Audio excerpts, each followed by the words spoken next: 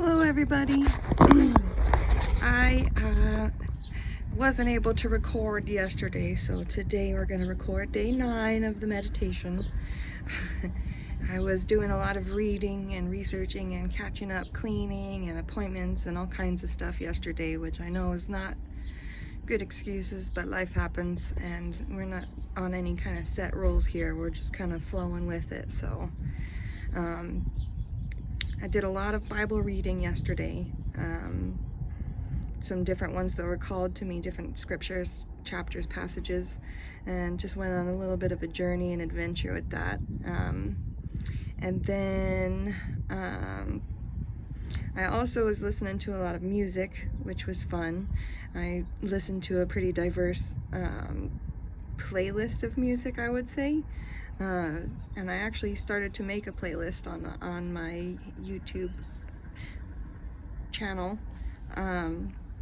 Just if anyone felt so inclined, I think that's easier, especially with some of my videos getting copyrighted now for little clippets. I've never done this before, so I didn't realize how that works. But yeah, oh my gosh, there was a beautiful, like, purple hummingbird. There's a hummingbird there, guys. How beautiful. They say hummingbirds can be seen as spirit guides, as my grandma's always loved hummingbirds. So I think that's awesome.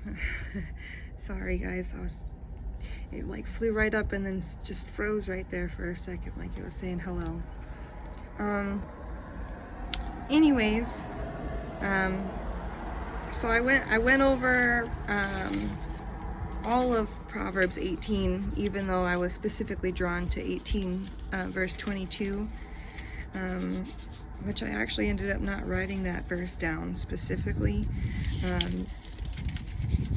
but it was saying basically that God who favors you would give you a wife and treat her well, pretty much is what it was saying, and it was really beautiful.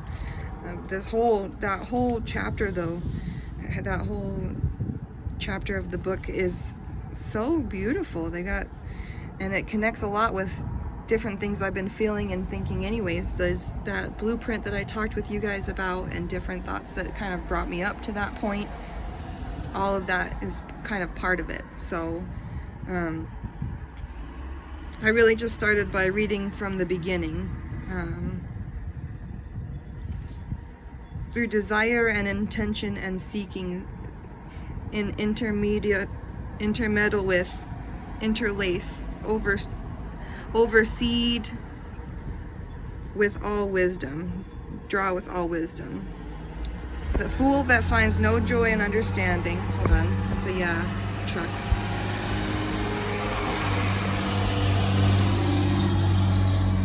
FedEx, you ever notice the little spoon and the arrow in the FedEx truck? Sorry, it seems like whenever I try to start filming is when the traffic decides to come through, because I swear it was just so silent. Anyways, the fool that finds no joy in understanding, but that his heart may discover itself. I put an understanding why and when, and then from within. So you find joy from within your heart, not by understanding why and when, but in the discovery of the experience itself, which is beautiful. Wrongdoers wicked cometh, people who will see, all done in dark will come to light, and they will not like it, and it will come with shame and disgrace and reputation. And this one I put dirty footprints legacy. So that's kind of like what I was talking about with you guys, doing wicked cometh. If you put out bad things, if you do negative intentions, if you leave a dirty footprint, if you leave bad feelings on people of your past, of your experiences, if that's the impact that you leave, that's going to come out eventually. The truth always comes out. It's going to come out eventually, and you're going to feel that shame, and people are going to feel shame for those actions as well. It's going to be a communal situation when it comes to light, because we are all connected one way or another. That's why it will always come out. The word of a man's mouth are as deep waters, and the wellspring of wisdom as a flowing brook. the word, what we speak, what we intend, what we move forward, of a man's mouth.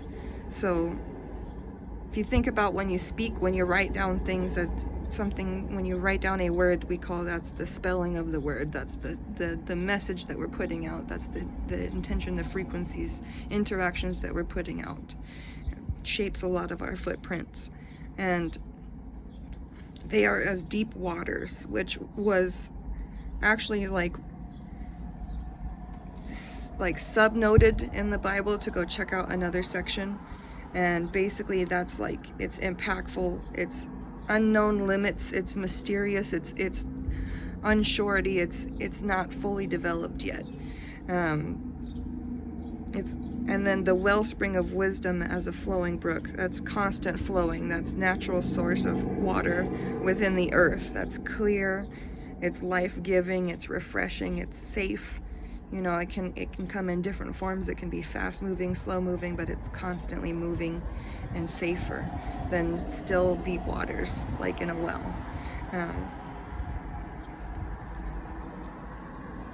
It also circles that thought to the counsel in the heart. The counsel in the heart of men is like deep water, but a man of understanding will draw it out. Inner disorder or alignment equals outward consequences.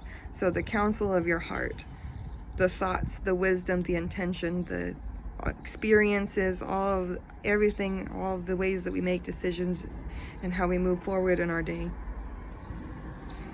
is like deep water. So it's unknown, unsure. We're not perfect. We make mistakes sometimes. We don't fully know the bigger picture sometimes. But understanding will draw it out. So that's taking the time to be intentional, to really assess all of those different things will draw it out. And I wrote it down later on, but I feel like sharing it now. If you imagine the deep well, a deep well in the yard, that's our thoughts, that's our emotions, that's our experiences, that's all the things that we're going through. That's the deep waters that it's discussing. And if we put a little bucket on a rope and we bring it down there and we scoop up a little container of water, and then we work to lift that water back up, that's us putting in the effort and the intention to know and understand. That's the efforts that we're putting in to receive that. And the more that we do that, we put it in another form, eventually it will start to flow. If you do that, you know, in a way to create some kind of like path, or, you know, to create that kind of fountain type effect, then it becomes ever moving. And that's used with some of the wisdom that is given to us by the highest. And then counsel, in that same counsel of the heart of man is like deep water, was also referred out to Doctrine and Covenants 78 verse 2, that you may be equal in the bonds of heavenly things. For if ye are not equal in earthly things, ye cannot be equal in obtaining heavenly things. That's behavior and structure, with tailoring behavior and structure with truth and thoughts. Not enough to have deep waters, you need it to flow. So alignment and balance. If you are focused and you're balanced and you're intentional and you're whole within yourself, and you're able to sit within your own being, that's equal. That's equal within where you are. That's the balance, the yin yang. And if you can't have that here, then how can you have that in heaven? Or, you know, there's an interesting theory that where you are right now, you can be in heaven or hell, because again, it's here. It's within us. Everything is part of within us and outside. We still have consequences, but it's within here. When ungodly comes, contempt comes also, and with dishonor comes disgrace. Bad character exposes itself and equals humiliation.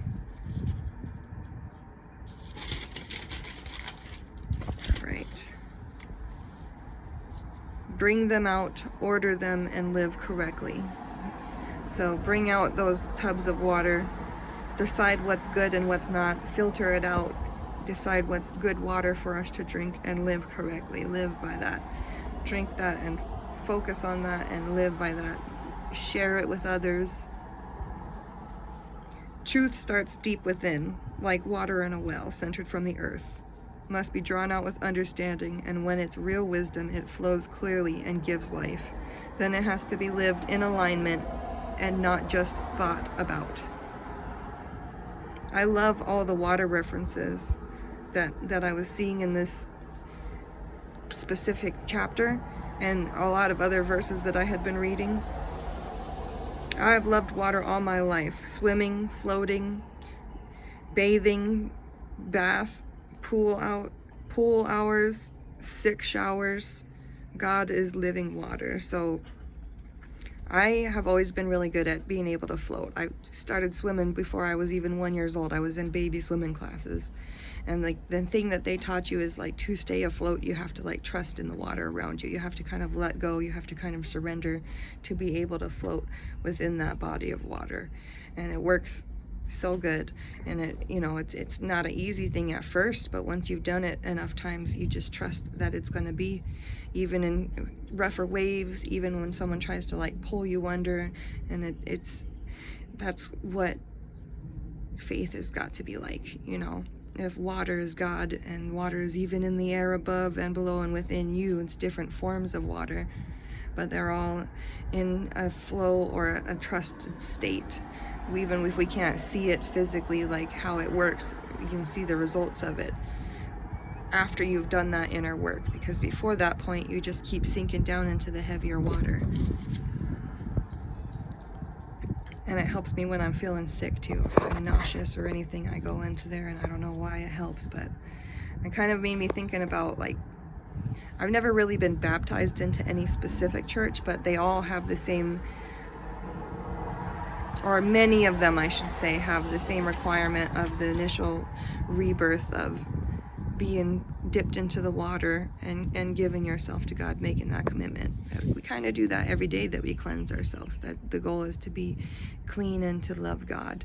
So every day that you take a shower, if you give a minute of that to ask for cleansing and to ask for peace and to connect with God, then I feel like it's an everyday process. Which that's supposed to be anyways, but they only do it one time in front of everybody, in front of the community, to make that actual commitment, which probably helps to set up a lot of habits and intentions after that point. So I'm not knocking it. I think it's a good thing, but I just never could pick one to commit to. And then I found out that some of these words, if you look at the Hebrew actual text version of it, the pre-translation of it, and then what that actually translates to, it's pretty interesting. So deep waters in Hebrew is yamak, to be deep, profound, hidden, hard to access, concealed beneath the surface, sometimes even dangerous or misleading. Some human words, spells, sound deep, but can hide a truth or confusion. So that's where that understanding comes in, that discernment of deciding which one's that filtration system that we put it through. What are we going to accept and believe in, what is not, what is truth. Wellspring is makuo, M-A-Q-O-U, which literally translates to source, fountainhead, or origin point. The flowing brook, the nishal, a moving stream, often seasonal but alive and active, not stagnant. Wisdom is not hidden, not still. It moves, gives, and nourishes. Wisdom, that's right there up with truth which is undeniable, which is measurable to a lot of human standards, but not everything we know can be measured or explained logically. There's still a lot of elements to this world and existence that we don't fully understand. That's part of the beauty of the experience, is to learn more every day. Counsel breaks down to etzah, which is advice, purpose, inner plan, and intention. Not just thoughts, but direction. It's what a person is actually aiming for towards internally, drawn from the heart and wisdom. The combination of the two. That's using your discernment. That's using your righteous judgment. That's using your intention, trying to listen to God and yourself, your system in alignment. Draw it out. Dala is how you say that. Draw it out. To draw water from a well, like lowering a bucket and pulling it up. Truth is not earned easily or handed to you. It is pulled out with effort, action, and patience, and skills and tools. A person's inner intentions are like deep, hidden water, but someone with understanding knows how to draw it up to the surface. Meanwhile, true wisdom, truth, doesn't stay hidden. It flows clearly from a pure source. Water patterns throughout the Bible. So this one, again, I've been loving that water theme, that water. I highly resonate with water. And videos ago, I was talking about water and fire and the duality of that and the beauty of that and the purpose. Each have different purpose, but they have similar looks in reflection. And it's a beautiful thought if you want to play with that for a while, the yin-yang of water and fire. I love it. But some specific ones that was drawn to me for water patterns throughout the Bible was Jeremiah 2, verse 13. They have forsaken me, the fountain of living waters. He's taught in that one, and if you read a little bit around it, it's when they're recognizing that God, He is the source. He's not just like water. He is water. He is what we need. He's not like it. It's not just displaying of qualities. That is Him. We are the ones trying to replicate or live out or embody those same qualities, that same nature. Proverbs 13, verse 14. The law of the wise is the fountain of life. Wisdom equals life-giving flow, not heavy, confusing, or stagnant. The law of the wise is the fountain of life.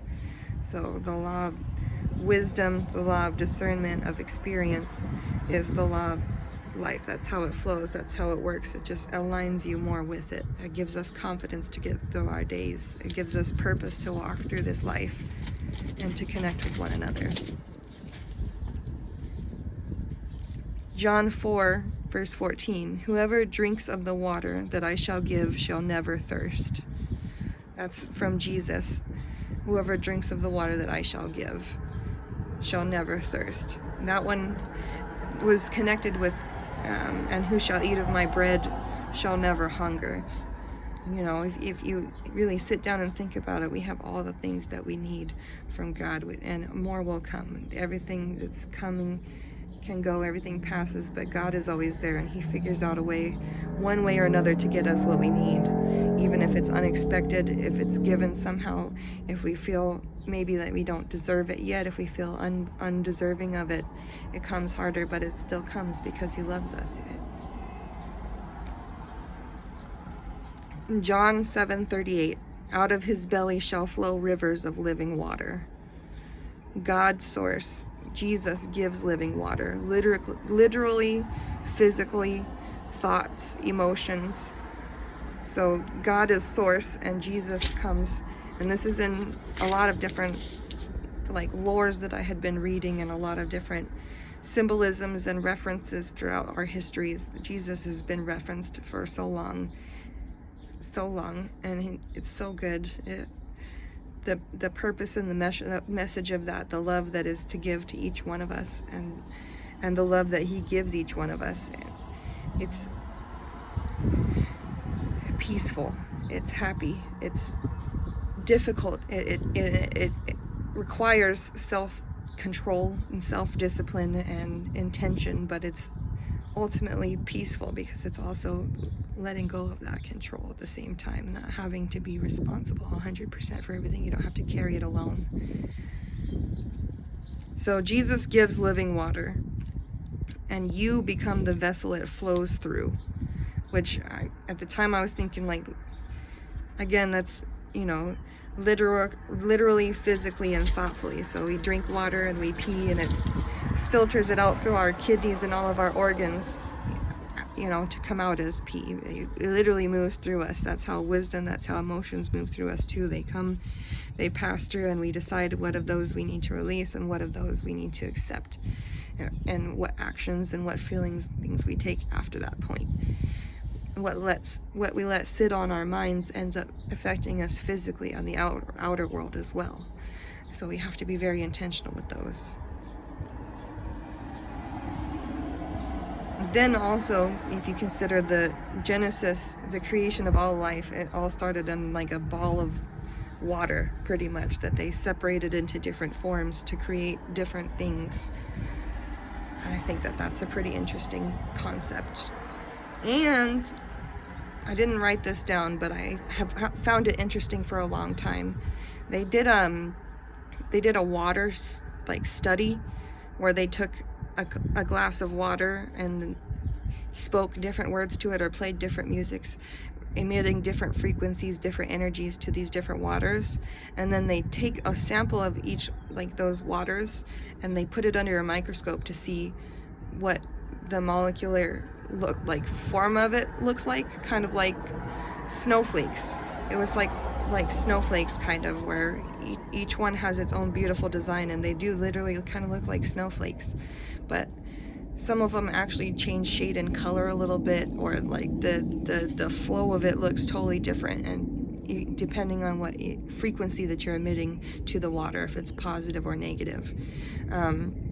They did also say that there was an experiment that you can do with your kids at home, which is to put rice, raw uncooked rice, into a cup of water in the fridge, and then take one out at a time and label it, and one of them is love and the other one is, or one is positive and one is negative, and you take out the positive one, and you and your kids and your family, you just say a lot of positive things to this one, you give it a lot of love, a lot of intention and admiration and affirmation and beauty, and then you put it back, and then you bring out the negative one and you speak out all the negative things that you can think. You try to make it sad, you make it just say things that are negative to it, and play negative music, put that one back in the fridge, and see with your own eyes how quickly one or the other will rot. The changes of color of it, the way that it progresses throughout time of doing this, which is just a crazy thing to think about, really. Amazing, but crazy. Then I continued on reading some more in the chapter, and it discussed careless food. Sorry, I got cut off right there, everybody. I had run out of storage on my phone, actually, and I ended up working out in perfect timing, because I forgot that I had an appointment that I was supposed to be at in 5 minutes from then, so it was perfect timing, and I appreciate that. So I'm gonna just take off where we had left off at, where I think we left off at, which was careless / foolish speech, no intention, leads to conflict, damages others, and eventually comes back on the speaker, which is what I feel like that same Psalm 109 that I was telling you guys that I felt like was hard to read, just because of all that anger, all those expressions that he was giving, all that negative will and wish. It's okay to feel that wrath for a minute, but I understand he was leaving it for God, and it's important to portray that aspect of it, but it's important to let those moments be brief. Let that one chapter be brief.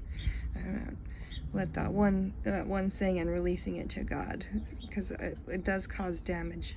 You bring those energies back to you. So you have to be intentional with your speech. Your words reveal your heart, and then shape your life through consequence. What is flowing out of me through me right now?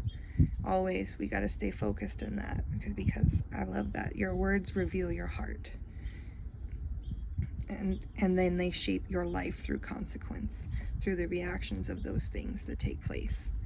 I think that's amazing.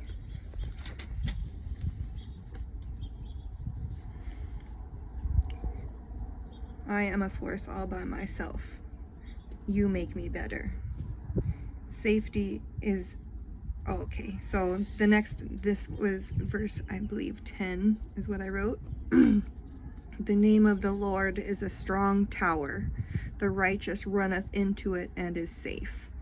Tower was safety and emergency. It's a high up vantage. It's not leisure. It's not for pleasure. It's in case of emergency. It's for safety. It's a strong tower up high.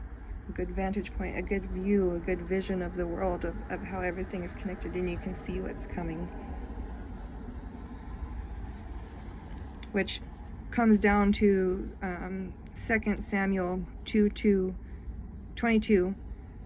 verse 3. The God of my rock, in him will I trust. He is my shield and the horn of my salvation, my high tower and my refuge. God is my place of true. That's the passage, and then my thoughts on it. God is my place of true, unquestionable living safety when things come to me. It's active. It requires movement towards God, not passive belief. It requires grounding and intention and faith that he's going to give you that guidance and to move forth in love and understanding that it's not always going to be perfect, but in the grand scheme, in the big picture, it is perfect, imperfectly perfect. What is our character? What do we do in hardship and in peace? What is our direction, our purpose, our footprint? What is it that we want to do, how we move forward in this world? Do we listen to the purpose that is in alignment with us, or are we trying to choose things that we think are what's best, even though it doesn't feel like the best thing, even if you give it a deeper scrutiny? If every good thing can come to the test of scrutiny, that's why all these different verses and all these different messages and morals have been talked about for thousands of years, because they can withstand, truth can withstand the test of time. 14. The spirit of a man will sustain his infirmity, but a wounded spirit who can bear? Being in your own presence is my thought on this, on what this is trying to say. Being in your own presence peacefully, which is something I was saying, to just be okay with in the good times and the bad. A man's gift maketh space for him, and bringeth him before great men. That's opportunity and purpose. A man's gift is your character. Maketh, the footprint or purpose. Space is room, discernment, intention. That's meditation. That's the intention. That's the frequencies that we're choosing to be on. That's the thoughts and the questioning and overthinking. It's obtaining the good balance of those different things, which are still important, with a faith and knowing and knowledge that it will be and it is, and accepting your role in that, within that, to the best of your ability, to, in a way that what is this phrase, the one that would honor your parents, your earthly parents and your heavenly parents, you would honor yourself, honor your being and your intention and your movement. It comes from within, you first, your personal relationships with God, and then neighbors will seek, they will come. So self-care is important, caring for yourself, understanding yourself, knowing that you're whole within yourself, and the community and the network that's provided by God, the love that we all live in, the big net, that's all in addition to starting from your tower, from your energy. It's like the face oxygen masks on the plane when the plane is going down. It's not saying not to help other people. It's saying you have to put on yours first, and then you're able to help more people once you've donned that mask.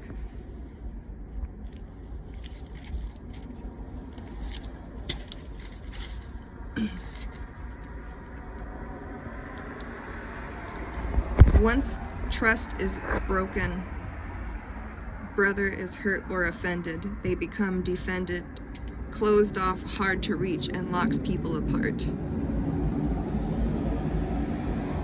So once the trust is broken in any relationship, you know, they say it's like a plate. Once you drop it down and shatter it, you can't ever put it back exactly how it was. It takes a lot of effort to create that. Later on, it talks about, it connects it again in another one where, like, when you're, oh, here it is. Rebuilding trust slowly to open gates, not break in. So later on in the passage, it talks about your brother being like a castle. And once you break that trust, all the gates close and all the guards go up and they become a castle. They become impenetrable. And it takes a lot of effort and intention and love to try and create that trust, a different new form of that trust again, for them to open the gates and allow you in. You can't just break into that and force it. You have to accept your own accountability for it and allow for their decision to make that change happen. It's harder to repair a broken, close relationship than to conquer something external and difficult. It's one of the hardest things that we can do, is to repair relationships with our loved ones. That's our chosen family and our real family. You know, it's individual for each one of us, but it's not an easy task for anybody. Death and life are in the power of the tongue, and they that love it shall eat the fruit thereof. That's intention, action, repetition, and manifestation. Death and life are in the power of the tongue, and they that love it shall eat the fruit thereof. What you speak, what you intend, what you focus on, what you do, and you manifest those affirmations, those intentions, even through difficult times, even through hardship, even through abundance, even through love. You have to keep those energies the same. You have to know who you are and stay true to yourself, whatever the circumstances are. A partner is a favor from God. Be good and grateful. Treat your loved ones as such. So that's the 22, the verse 22 that called me into reading this chapter in general. And it's like, you know, a partner is a favor from God, a true half, a person that you open up to and you grow with. I had seen a really beautiful video, and it said that the hardest part about loving someone is to show them the parts that you're not proud of, the parts that you're still growing. And that's so deep. That is a very good way to think about it.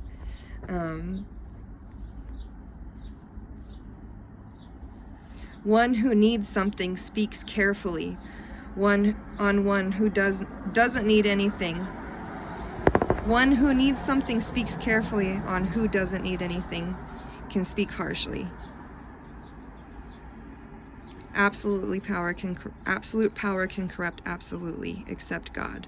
So that was not really articulated very well there, sorry, but one who needs something speaks carefully. That's someone who, if you're in a place of need, if you're in a place of where you're down and you need your support, you need a place to stay, you need food, you need help.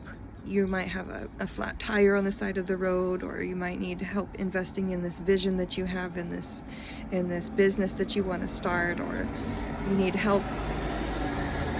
You speak carefully, you speak intentionally, you're thoughtful of the message that you're putting out there, of what footprint that you're trying to leave behind, what you're trying to make that person feel. Whereas someone who doesn't need anything can speak harshly. That means someone who's already of their own wholeness. They can speak harshly. They can sometimes even be too harshly. Like, if they have such abundance, they have such blessings, and then in the time of need, or even when they are trying to help somebody, they can speak in a way that makes them not feel in alignment. It's not good. It's not something that's leaving a good feeling on those people, a good impact, and it becomes greed, or it becomes pride, or it becomes a lot of these other names that come out, but it's just not a good way to live. If you got a good deck of cards in your hands right now, because the game of life, you know, you're getting new decks of hands on it all the time. all the time, new decks of hands. And if you got a good deck of hands and you know how to play it and you make a good impact on people, then it's going to produce better for you. It's going to bring in bigger winnings. And if you get a bad hand and you know how to handle that, how you know how to interact with people, you know how to take that, you know how to take the losses and the wins, you know, that's, again, walking that line of balance and love in this world. If you have nothing to lose or gain, would your words and actions still be kind? The footprint you leave behind. Heart's content, chosen word actions create community as well as impact.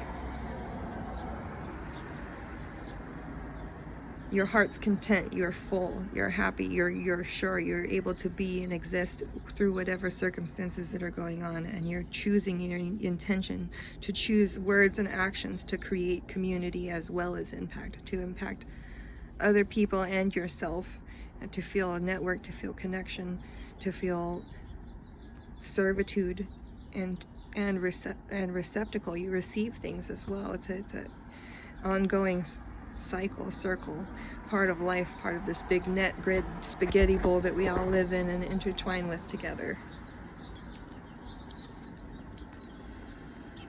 And that was like a lot of the thoughts that I had on that specific chapter.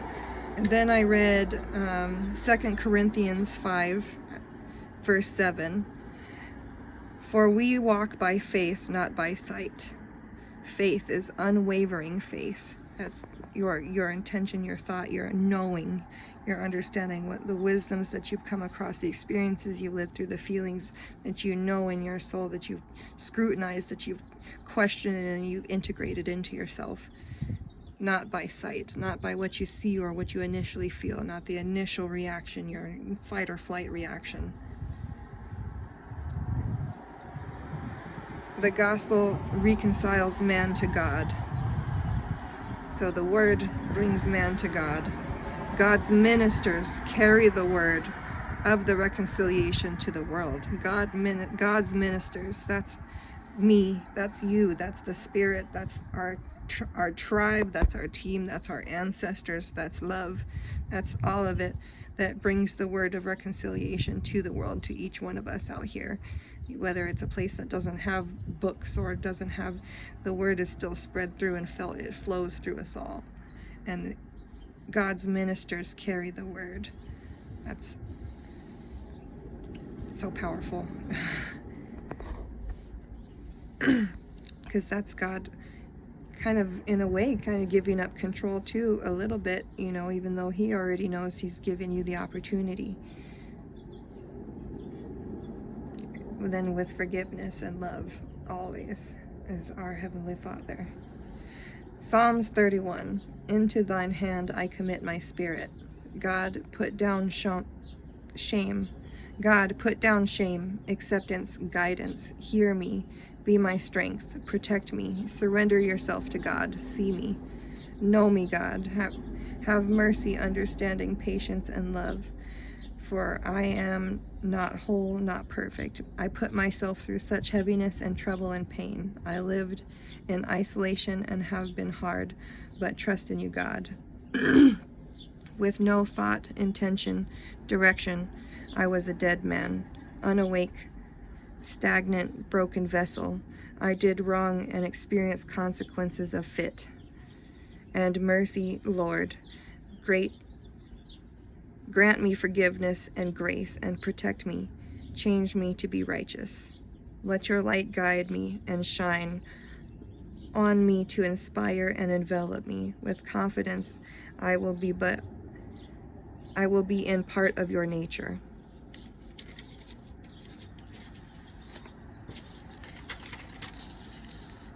With your confidence, I will be in part of your nature. In your nature, like I was talking about, the nature of God. That's like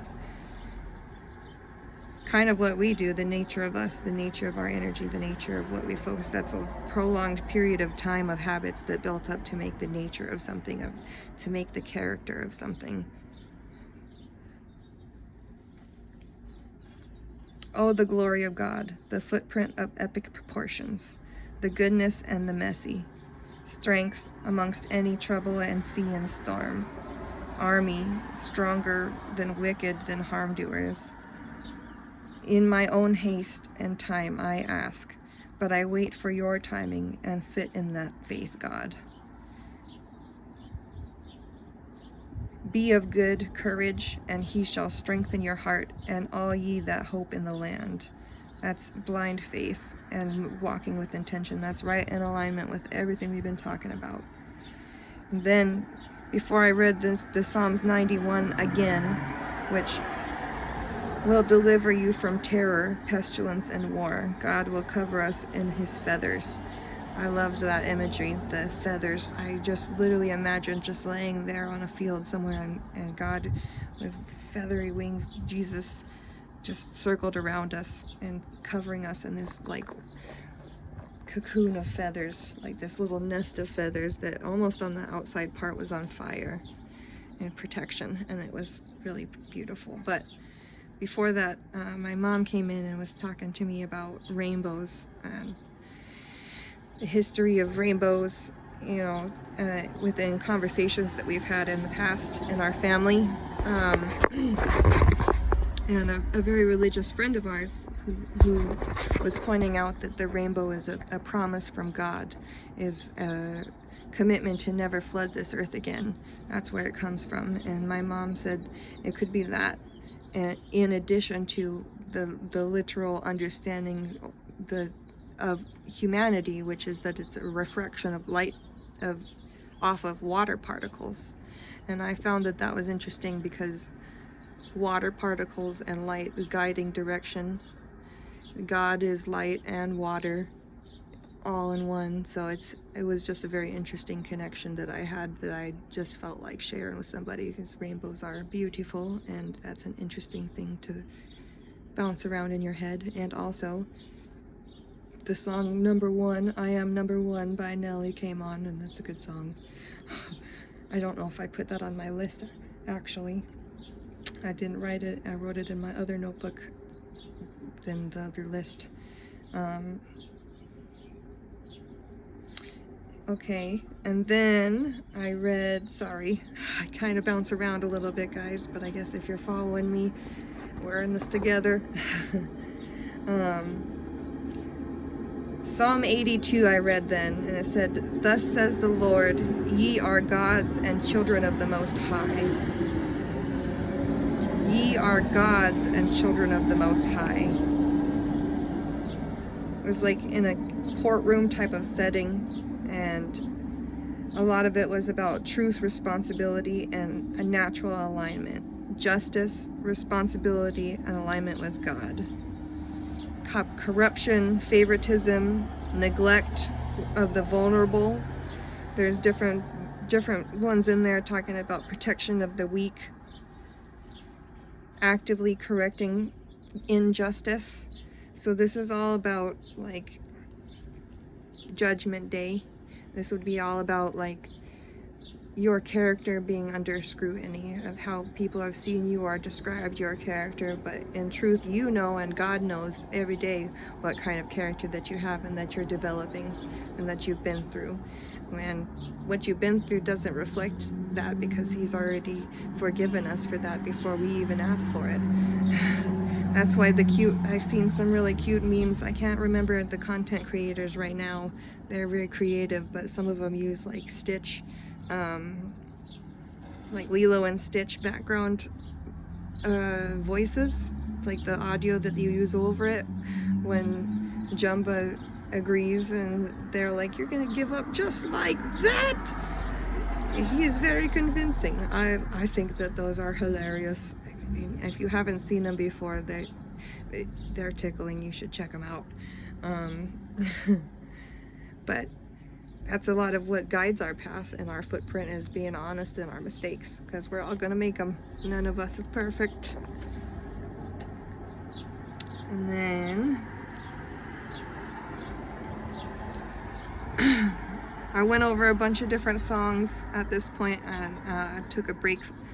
And then I one of the songs that I had heard was Guns N' Roses, Knocking on Heaven's Door, and I mulled around on some of the thoughts on like one of the verses in that song, and was thinking that humans are constrained by their nature, by death, and by consequence. The tree of life concept is about divine limits, the inevitability of consequences, and the wisdom or necessity of morality.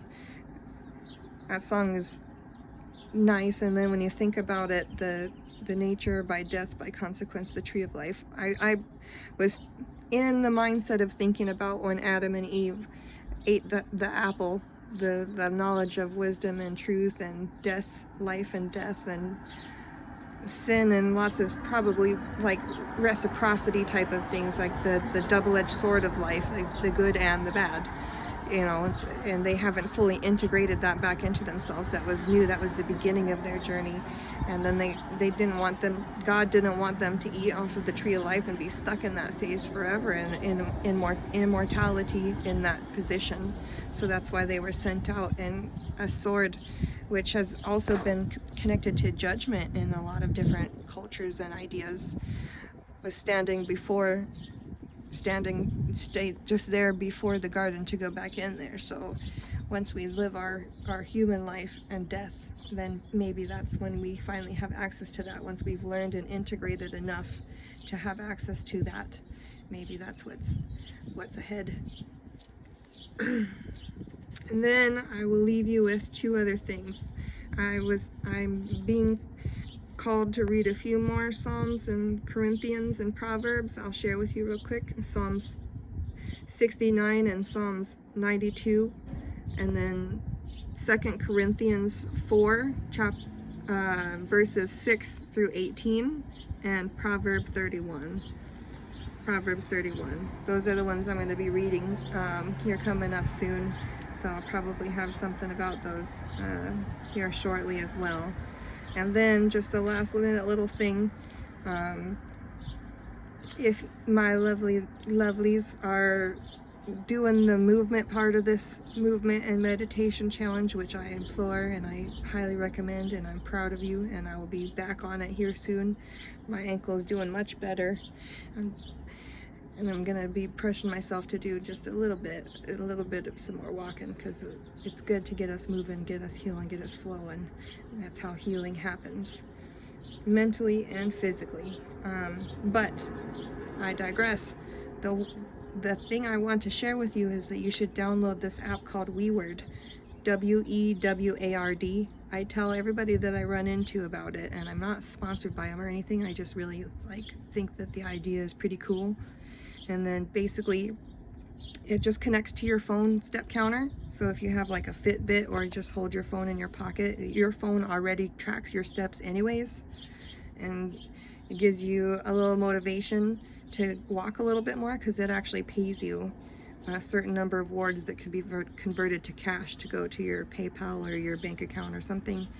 And you can do like games and surveys and stuff too, but like the step thing, like all my waitresses out there, all my nurses, all my doctors, all my delivery peoples, all my grocery store workers, like all of these people, movers and groovers, everybody, you know, every little bit of extra helps, you know. That might be a little sweet treat for us, a little coffee, a little energy drink, who knows. But you know, and for this challenge in particular, there's also like these little cards that it pops up that you can go collect to get more money. So it challenges you to walk a certain number of steps in direction within your area, which it might be interesting too. So just a little tidbit. But this is a dump truck. Grateful for the dump trucks. I'm glad that they pay them good. They deserve it. But this has been a good video, and don't know what I'm gonna go on tomorrow. Probably some of these more of these callings to read. Probably some interpretation of some of those, and also I put all these videos up on my little playlist after I was like I don't know, just intuitively felt like I should just look up all the lyrics, and think that it's quite interesting if you like really take the time to listen to the creative expression of different people, even if it's not what you initially would vibe with. If you just give it a listen, and depending on the state that you're in, it can be pretty powerful. Anyways, beauties, smile today. Learn something new. Love yourself. Be easy and merciful. And I will talk to you soon. Bye.